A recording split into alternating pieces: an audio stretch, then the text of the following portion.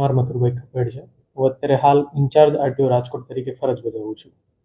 Sir, આજે એક 50% વધારે મહેમાન લાયસન્સ રદ કરવામાં આવ્યા છે, શું કહે?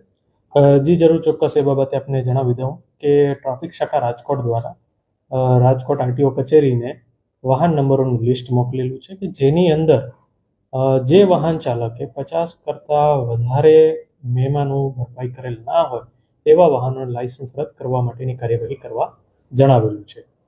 કે જ્યારે કોઈક વ્યક્તિએ વારંવાર ઓફેન્સિવ કરી અને ચલણની ભરપાઈ ન કરી અને ઘણા બધા ચલણો એક જ વાહન ઉપર હોય તો તેવા વાહન માલિકોના લાયસન્સ સર્ચ કરી તેમને નોટિસ આપી અને લાયસન્સ રદ કરવા માટેની કાર્યવાહી હાથ ધરવામાં આવશે. કેટલાક લોકો હશે સર અંદાજે આવા રાજકોટમાં કે જેમના 50%થી વધારે બાકી હશે? હાલ જે ટ્રાફિક શાખા દ્વારા જે માહિતી મળેલી છે કે જેની અંદર અત્રેની કચેરીને આશરે 15 થી 20 જેટલા વાહન માલિકોના નામ અને વાહન નંબર સાથેની વિગતો મોકલેલી છે.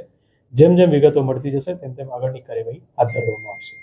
રાજકોટવાસીઓને શું અપીલ કરશો સર? રાજકોટવાસીઓને એક જ અપીલ છે કે આપના દ્વારા ટ્રાફિકના નિયમોનો ભંગ કરવો નહીં અને જેના કારણે જે આવી રીતે ઈ ચલણ વધુ પેન્ડિંગ હોય તો તેમને તાત્કાલિક એની ભરપાઈ કરવી.